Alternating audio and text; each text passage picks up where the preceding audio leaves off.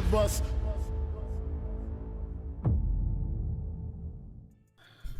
What's up, ladies and gentlemen? Welcome back for another BMF the documentary, blowing money fast, jumping into episode 4. And for us, it's been a while because we recorded the first 3 episodes all in one night.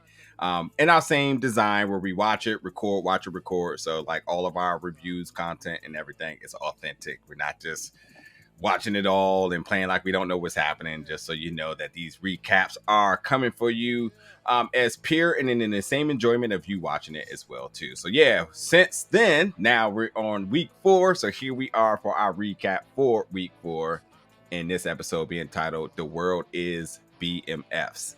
Lou, how you been, man? It's been a minute. Man, right? Feels like I've been to Wakanda and back.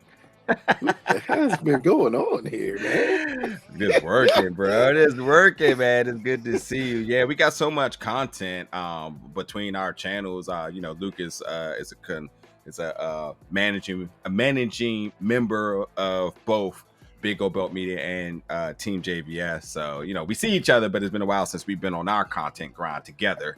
But yeah, the last thing we did was Man, hip hop homicides, and then we had a tragic hip hop homicide right behind it, which is absolutely craziness. Yeah, so hey, we to talk about BMF and the world is not enough, or however they want to put that saying that made them look. Hey man, this is a very interesting episode because boy, I ego can kill you before anything else does. I gotta be honest. I gotta be honest. Before I knew a lot about BMF, this is the perception of what I thought BMF always was. This is what I knew about BMF. They were flashy. They were respected. And if you know anything about the Atlanta rap scene, and I still say this to the day, especially being in the DC area, Atlanta always fed their independent artists. That's why you had the likes of just random people like Travis Porter and who else? Who did? What's their name? I don't right know. Now? I know people make fun of my age, but we're in 2 completely separate generations when it comes to music. I have heard the name Travis Porter. I couldn't name you a single thing they have ever done in their life. Hey, hold on. I gotta look at some other artists that came up with them, but it was Travis Porter. It was a bunch of just random Roscoe Dash, the folks like that just came up through that era of just. I was in my early 20s when T.I. dropped I'm Serious. So that just puts in perspective what I thought of Atlanta. My Atlanta is Outkast, Goody Mob. Was it Cool Breeze? My guy who was with Goody Mob, he had one song. That joint was fire. Can't remember the name of it to save my life. But like that was my Atlanta. I remember when Killer Mike got signed and he first dropped his song with Outkast. Like that's the Atlanta I grew up on. And that was Atlanta that struggled for respect. But that is Atlanta that came before we get to BMF establishing themselves, and as they say, a part of this episode of how much they love music and how much they wanted to be into that business, but also how much they wanted that lifestyle that came along with it. Yeah, it to me, like again, the landscape of Atlanta and the music was that like Atlanta always fed all their artists because much like Andre 3000 said at the Source Awards, is that like we got something to say. Is because Atlanta always felt like they had something to prove, and I got to give it to Atlanta. Atlanta always moved in unison when it came down to their artists. Like everybody was put on. There's a hierarchy in a lot of places. Like you gotta get passes. You gotta be aligned with certain people in order to get a play. And we even heard, and obviously by influence of Meech, but like Jeezy was played in Magic City 7 times in a row. That has to be a fact because there's no way that's happening. But that's because Meech paid a lot of money for that. For sure, but that's still Hey, but listen, but we know the game though. Still, like even still, folks know like there's a certain protocol to get in play. There's a certain call to being established and whatnot. And Meech can have all the money in the world, but still, people ain't gonna jeopardize their reputation by playing a song that may not even hit. I mean, hey man, look, he learned a lesson by Blue Da Vinci. it was Jeezy featuring Bun B. Like you're gonna play that. It's not like Jay-Z paying Funkmaster Flex a couple of Jones to play Myth Bleak is 8 times in a row or Hot 97 or something. Not that the song is bad. I love that song, but Yeah. damn, I sounded like a hater there. But nah, that's my song right there. But like it did show the camaraderie that used to, and I'm going to say used to because it doesn't seem that way now, but that's because the younger generation had kicked in. But in Atlanta, it used to be Atlanta versus everybody. Like we got to team up because again, I grew up during the era when we had Goody Mob and Outkast, and then all of a sudden, that's the Dungeon Family. So like it came to like that family type atmosphere, the same atmosphere that we see that BMF built was that family type atmosphere. Like, man, one of us eat, we all eat. One of us get on, we all get on. And as you said, clearly, because who remembers Blue Da Vinci? No one. like, his name is only relevant because of his recent trying to start some beef with 50 and whatnot. But yeah, other than that, like, yeah, everybody recognizes him as like the fill the tent of no matter how much money is put behind that person. It's crazy for the people that was in their circle, the people who were around BMF, that Blue still was the only artist signed to BMF Entertainment. That is crazy. Because he said Jeezy was, as I love the way he put it, Jeezy was already in our circle. Like, you let the guy who ended up getting so big, he ran hip hop for a good 6 to 7 year stretch there. It was Jeezy and then everyone under Jeezy. That dude was already in your circle. And instead, like Blue Da Vinci, like not even another dude from Boys in the Hood. Like, hey, Jody Breeze, I was literally about to say that. I was literally about to say that. Hey, really quick, because I want to reinforce my statement I made earlier about like the camaraderie amongst the Atlanta rap scene. I mean, yeah, you brought up Boys in the Hood, but like these other names of folks that just were on just because everybody in Atlanta was making music, and some of these people are one hit wonders, but like you still know them. If I named a one hit wonder from DC, if I say somebody, let me keep my mouth closed. But like, yeah, is that what you want to say? Okay, yeah, I'll go with that one. I was gonna go Slutty Boys, but I'll let that one slide. Oh man, yeah. But Young Bloods, Crime Mob, Trillville, them franchise boys. That's what I was thinking about earlier. Like folks like that, like they had like 1 or 2 songs, but they were played in the major clubs. I was down in Magic City in the Onyx days, and like they were being played. You just was like, yo, even Waka Flocka at a point, So I go hard in the paint. That's one of the best songs ever produced from Atlanta. Now you got me thinking about Atlanta hip hop, and then I immediately think of Lil Scrappy, who they showing a clip in this video of him next to them. And Fila is one of the best songs I had ever heard in my life. When I really got into that Forever I Love Atlanta. Yeah, that shit was hard, bro, man. My goodness, that joke. To this day, that joke go hard. Make me think I'm from Atlanta for a minute. I'm like, for real. First time I heard it, I was rapping Atlanta. I got family ties down there, so I thought I could hood hop. Oh man, I ain't doing that, but yeah. Oh goodness gracious! But again, it does go to that camaraderie of Atlanta. I love the way that they brought that up in this episode about how Atlanta stuck together, and just through it all, just. Again, it correlates to the way that Big Meech and them ran BMF. Like they're family here, man. There's a really a lot to dissect here, and the reason why we're focusing so much on the music is because like a lot of what we know in terms of just overall hip hop culture really has a lot to do with the South. The South really carried music for a long time, and they didn't say this, but they mentioned it, but they didn't put like the exclamation point on this. But understand that the music scene was the revolution of the strip club scene, which was the revolution of a lot of a new genre of music and a new genre of entertainment, where the strip clubs wasn't just a gentleman's club, but it was a party scene. It was an establishment that you went to get seen. That's why artists, athletes, everybody was in there. At a point, it wasn't even about the women. It was like, who's the big guy on the block today? Who was throwing the most money? And I mean, T.I. said it. Meech threw $500,000 in there, and T.I. said it's kind of stupid, but let's be honest. Matter of fact, Hey, I've seen T.I. in the club one time, so like, everybody yeah, had their moments. yeah. I'm about to say, yeah, clearly, like again, but it's that atmosphere of I want to be seen. Like I'm the Yeah. guy.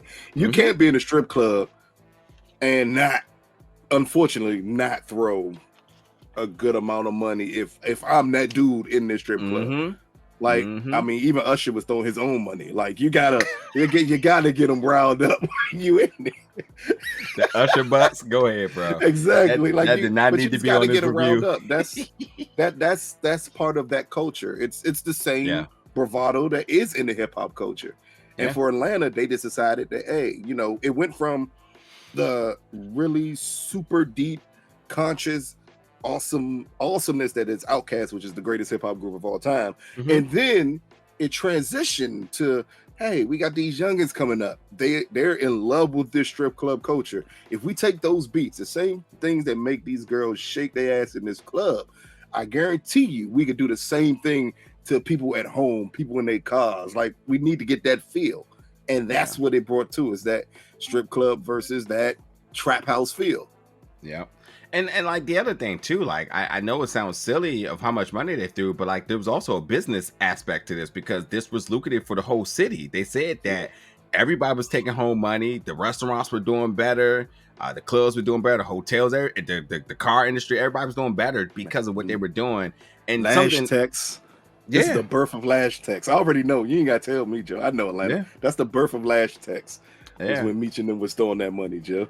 And understanding that Meech came to Atlanta because of his, oh, by the way, I mean, the last time we recorded, so I think it already happened now, but don't forget that 21 Savage ran the Freaknik weekend. A Freaknik. Yeah, he Yeah, ran the Freaknik, Freaknik yeah. birthday party. Yeah, so like, understanding how prominent in that moment was, but again, understanding that weekend influenced a lot of things, and Meech coming from Detroit, coming to Atlanta because of Mhm. this really had a lot to do where his celebrity went, because he wanted to be big and important and flashy like the folks he came down there and seeing them doing their things. And I mean, 50 Cent was a part of this documentary on this episode, but think about Tycoon Weekend.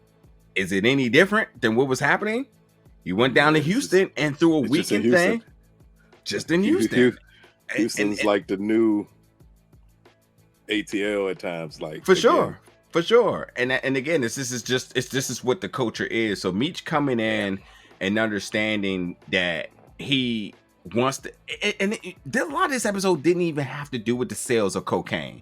This had to nah, do with him establishing his platform and establishing his presence and wanting the things that he's been seeing, but bringing his whole family with him. So like they moved in unison, so everybody knew that there was a big group coming along, BMF, and they had to change the money, the cars, and they stunted wherever they went because what he seen, he wanted to do so, and it yeah, became less about the business. Although he felt like he was moving in an operative way about the business, where he was saying, "This is what I want mhm. folks to see. This is what we represent. We out here."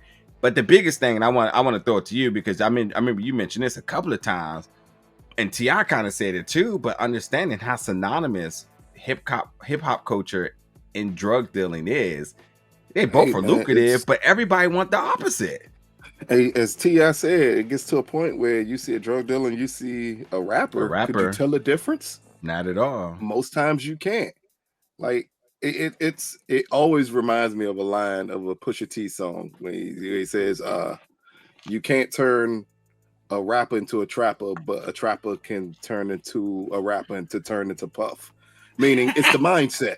Yeah, Like yeah, it's the yeah, mindset that goes along with it. yep, Everybody wants to live that life.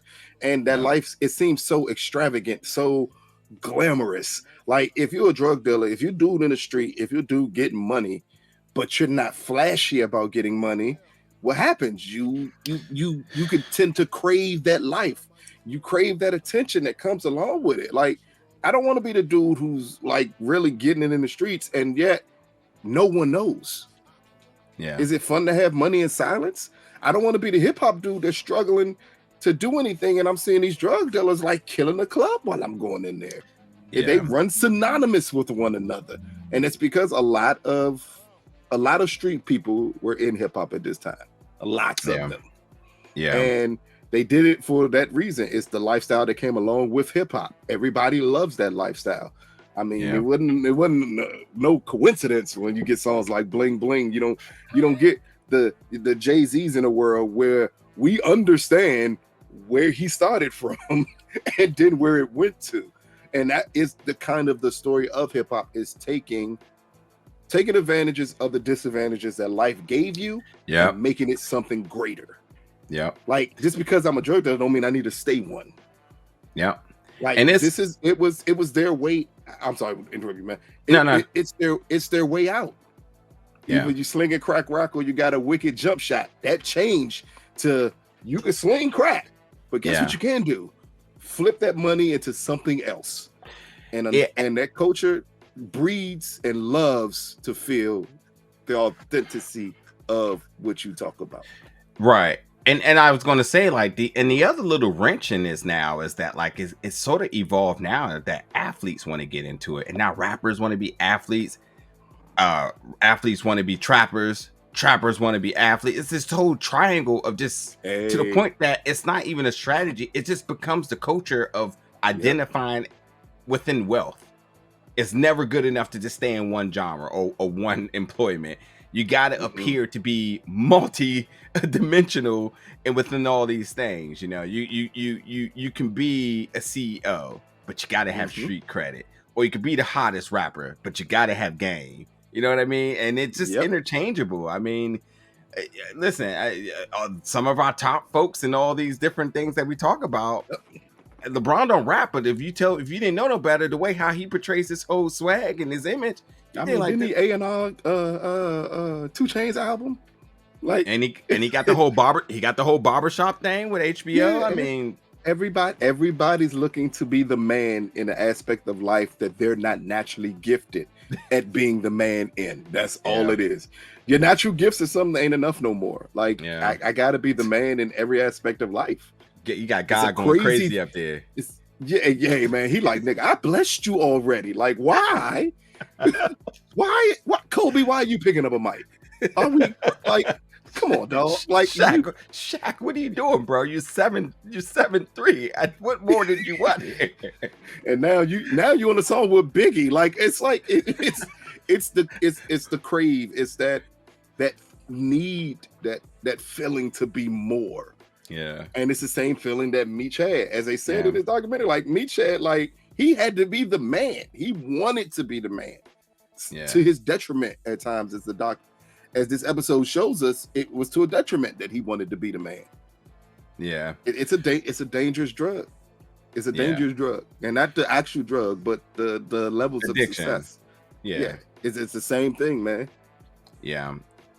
So that's a lot of this episode is the understanding, the crave, the desire of Meech wanting the celebrity. Obviously, we know there's going to be some other tidbits to this, but obviously getting testimonies from the folks of the likes of T.I., 50 Cent, and 2 Chainz, who, you know, can speak to the same thing. I mean, 2 Chainz was a collegiate or high school athlete. He was a ball player. He was high school athlete. Yeah, high school, and then I don't think he played in college. Cam played in college.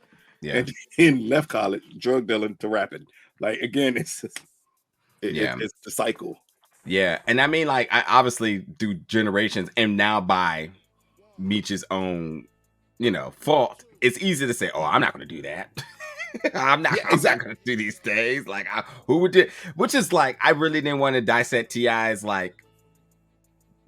aspect on this, input on this, but I'm like, he has to be very scripted on what he say, because, sir, but you got to keep in mind, T.I. is also someone who came from that world, so he's probably like, and he's talking more of a sense of looking back on it now. Oh, for sure. Not okay, like, then yeah, not like not in the moment. Yeah, exactly.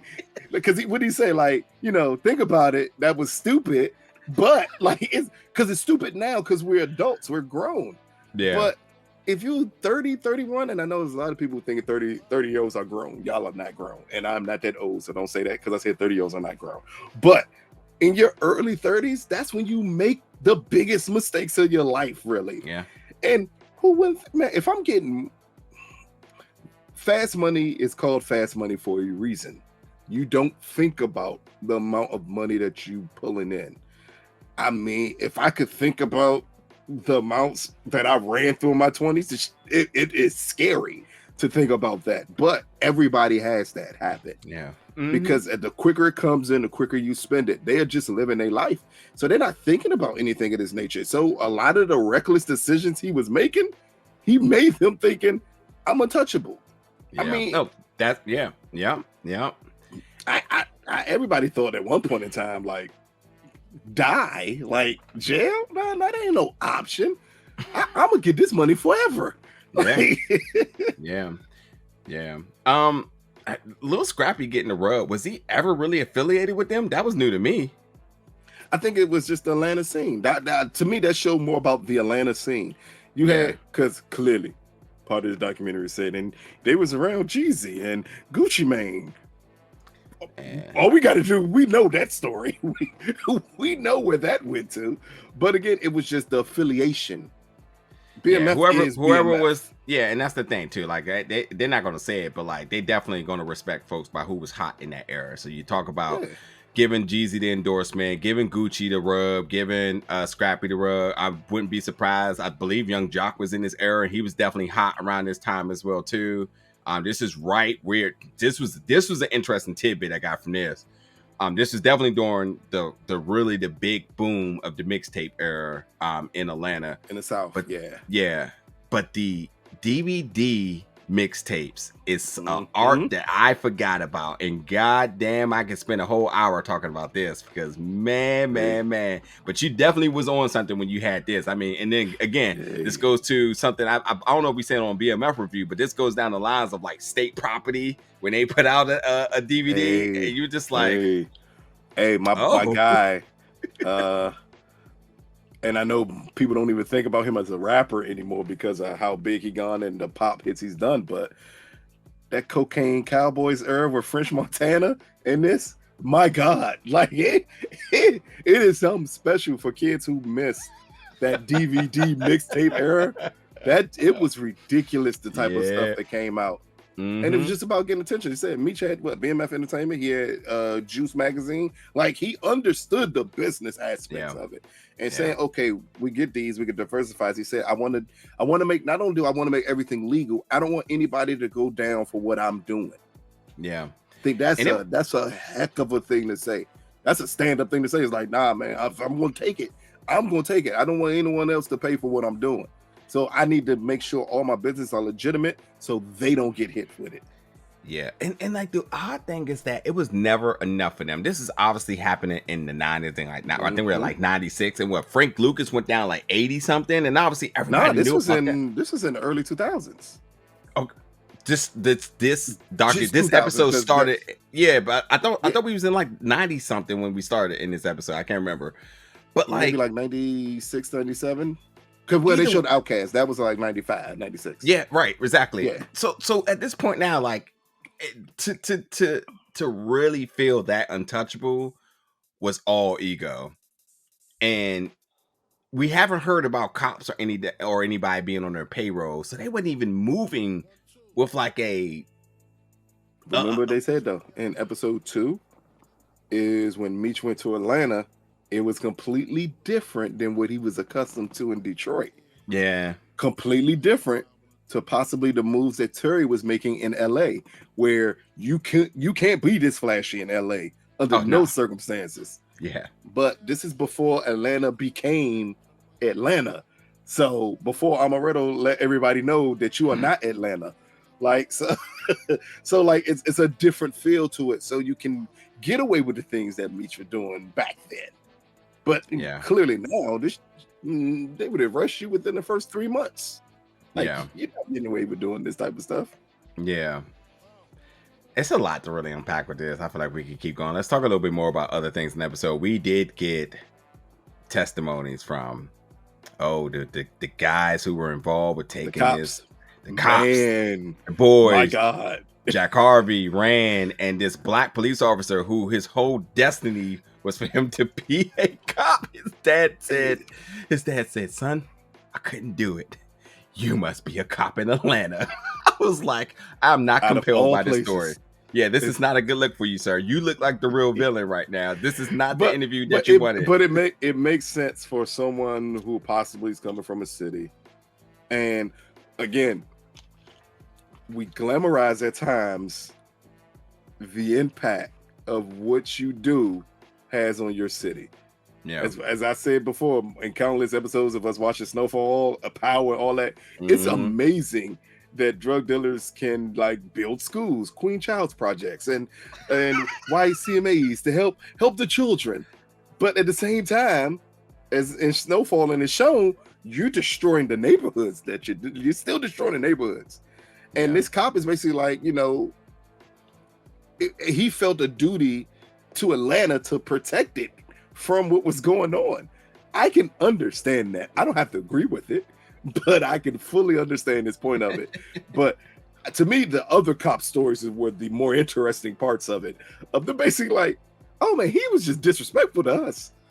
Like, for sure. One of the cops saying we would hear the name BMF, and people would be like, yeah, nah, that's not a big thing, or yeah, they're not really into the game. Because as he said, who would be this calculated and still this stupid for the things that they were doing? Like it's.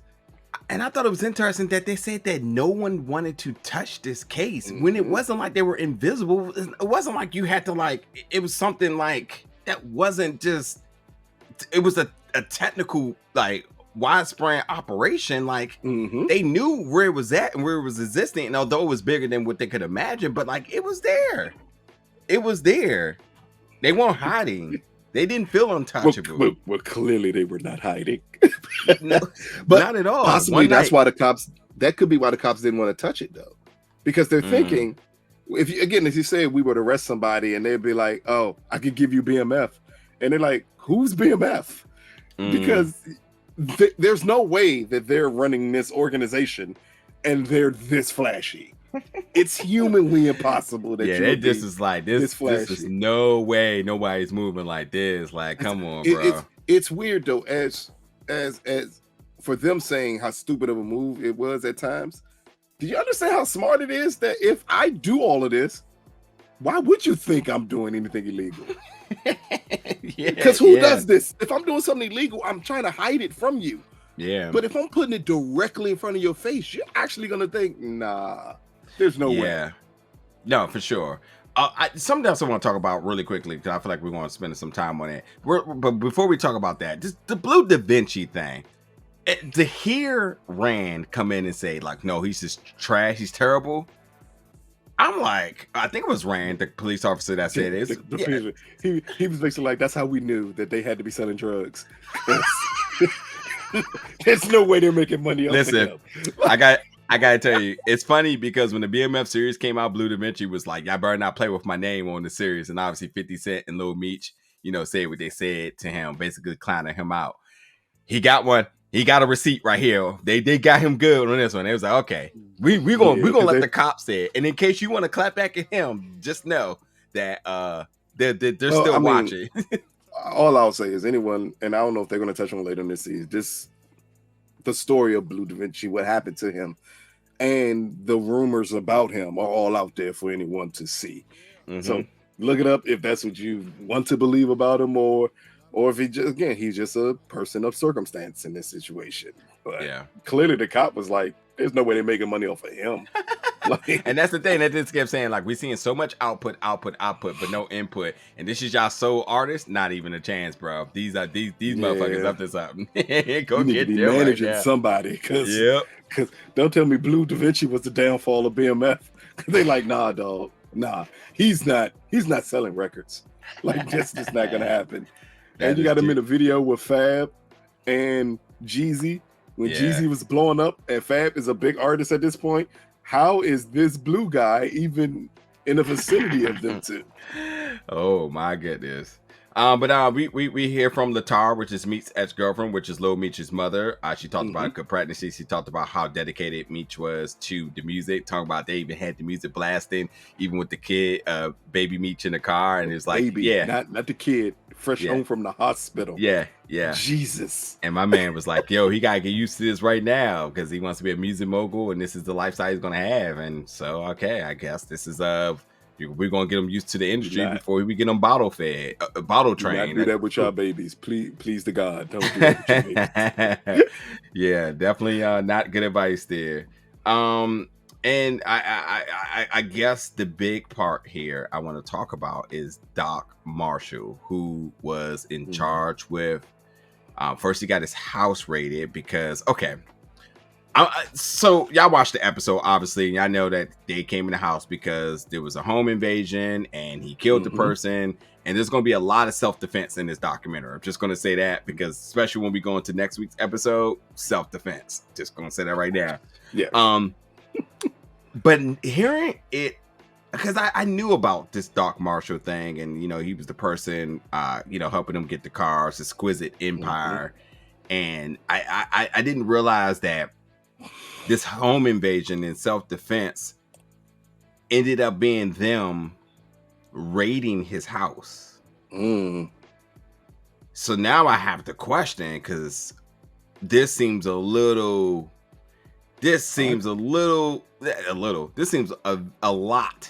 of coincidentalness going on right now.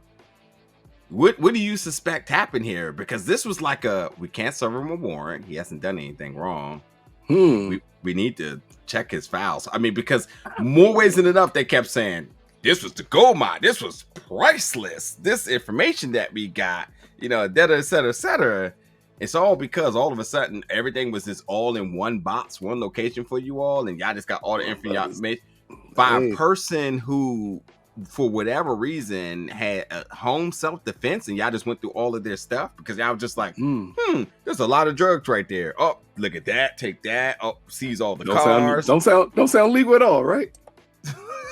What's your thoughts on this, man? This, cause wow.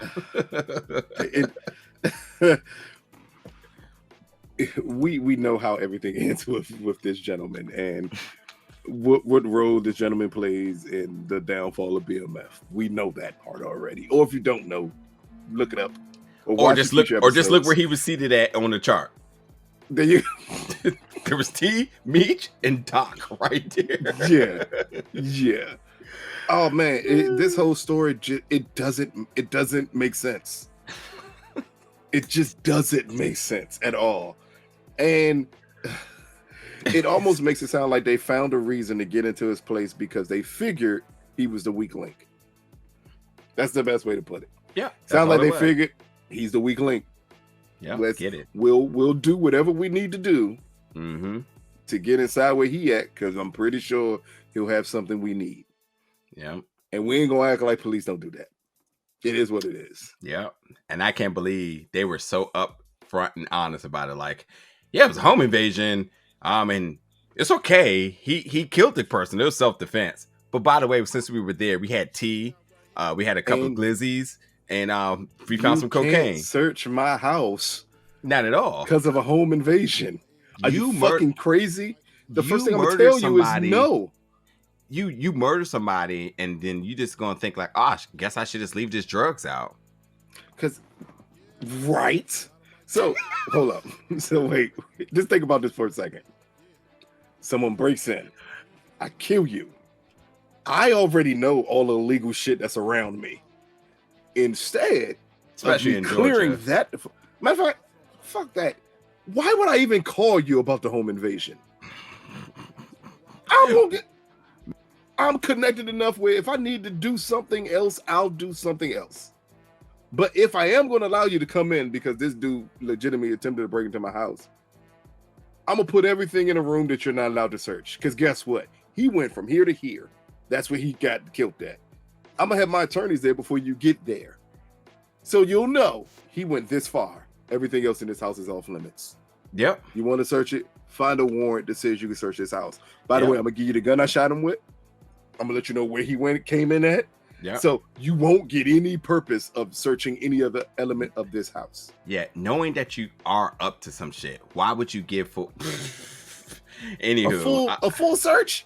Are you crazy? I'm not giving a full search of my house. If someone came through my door and I shot and killed them now, you're not getting a full search. Where that body laid at to where I went to. That's as far as you go. You don't need to see nothing else. Yeah. Come on, man. It made no that. I was like, irritated what? me a little bit because I'm like, wait a minute. I'm not. 1 + 1 ain't equaling 2 here. Not at all. Definitely. The math. What to say? The math ain't mathing. Math ain't What's mathing. going on here? Supremely Man. irritated by this. I was like, what? And for my last thing, obviously, you know, Terry was definitely heated about Meech and the billboards, and you know, the fact that he had the billboards and he's out here using Scarface lingo on the boards, and you know, because he's living his best Scarface life, because now he wants to be a celebrity. It's just nothing is enough. And T is in LA. T hearing about this in LA is just not even a good thing, period. It just should not have gotten that far. But beyond that, because you know, Meech is like, well, you know, promoting the brand, man. It's a good look for the brand. He's not wrong. Besides the idea that like you have a other aspect to your brand, you know, you can't like, we're not all the way legitimate yet, and Blue Da Vinci ain't paying for billboards. Yeah, so like, we need to be very careful here. And then you put yourself on it, not even your artist, which is also, and then you put it right outside of and you had to know where your billboard location was at, so you put it right outside of the office of the DA office. I'm not even gonna say they knew that. I'm gonna just say he bought billboards and didn't think about where the billboards was placed at. I don't know. Like he probably thought, yeah, that's a good billboard. That one. And somebody probably came to him and say, hey, we got these billboards available, and he probably said, cool, give me 5 of them. I don't think it went to the extent of him knowing the office right there. Put that billboard right in front of their office. Nah. I don't think that would have been. I ain't gonna argue this one, but I know one thing: if you buying something, you better sure as hell know where that product is coming from, what product you're getting, and in this case, you better know where it's going. Well, I mean, I'm not getting a billboard. You're putting it up. BMF Entertainment. The world is BMF's. Not thinking. Wait. That is very reminiscent of a very high-profile drug dealer in the movie doing the same thing. And them thinking, wait a minute, you can't be this.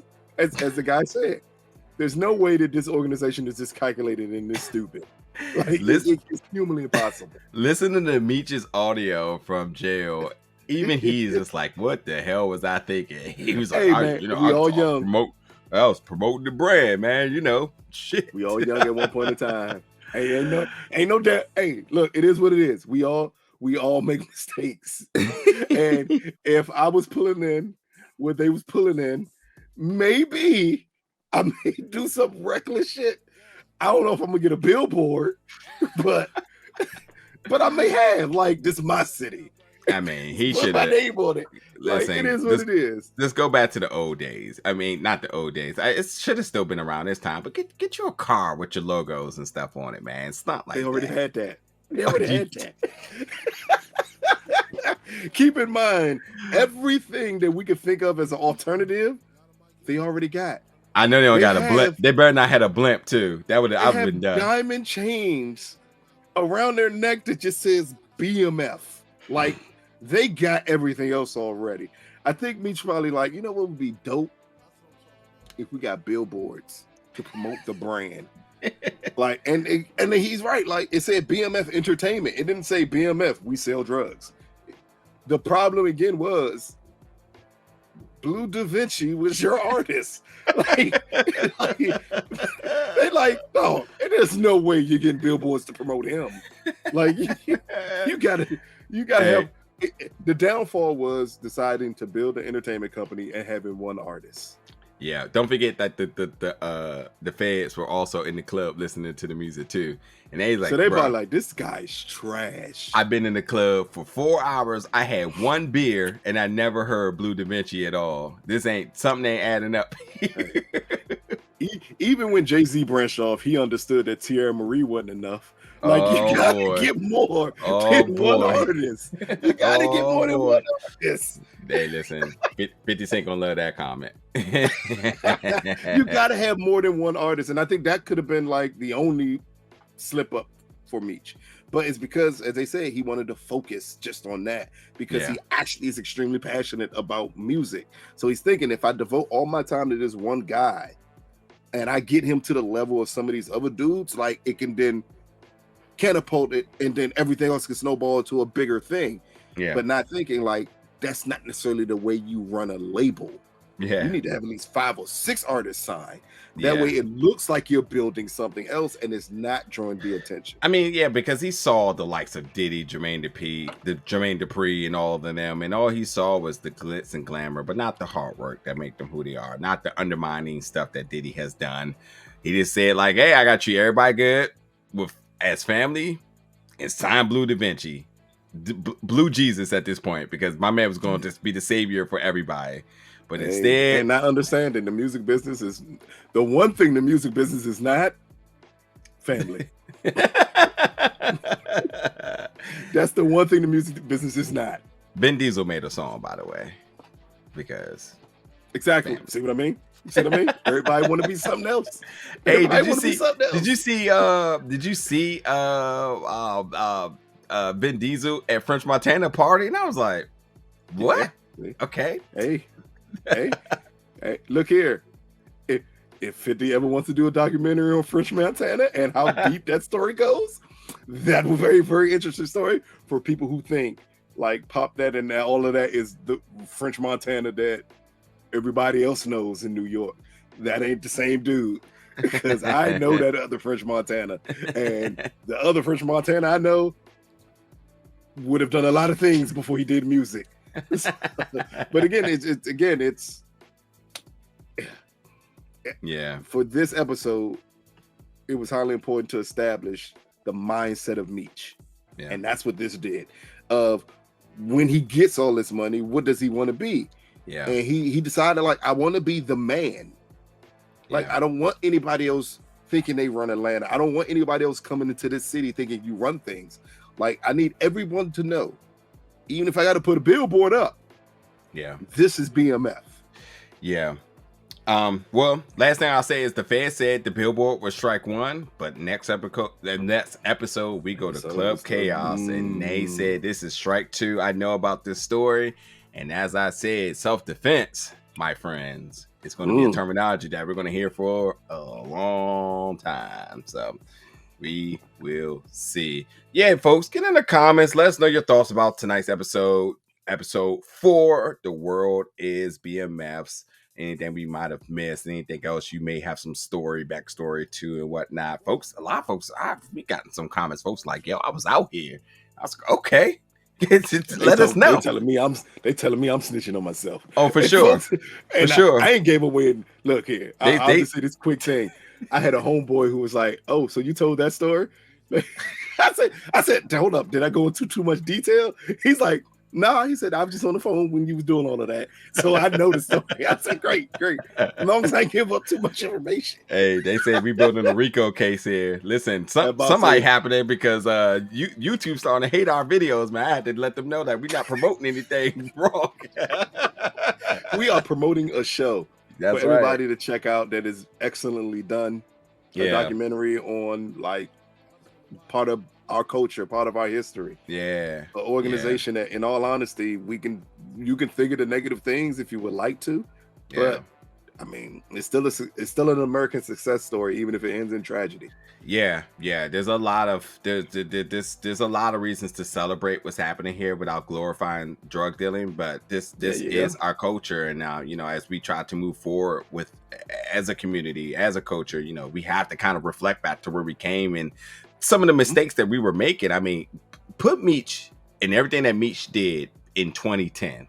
This would be a completely different story right now. Yep. There would have been enough guidance. There had been enough black people with success that would have been like, hey, man. Put his mindset in 2020. He could be a billionaire. Yo, 100%. 100%. Because of just the thought process about how he looked at business. Yeah. And the way he understood self-promotion. Yeah. people have been crawling to him for opportunity. Yep. So anyway, we have 4 more episodes to go. It's an 8-episode season, and then by that we get to BMF season 2. We got a lot in store for that, so y'all stay tuned. But anyway, yeah, jump in the comments, let us know your thoughts about tonight's episode in episode 4, and we'll be back next week with another review / recap. Thank y'all for watching.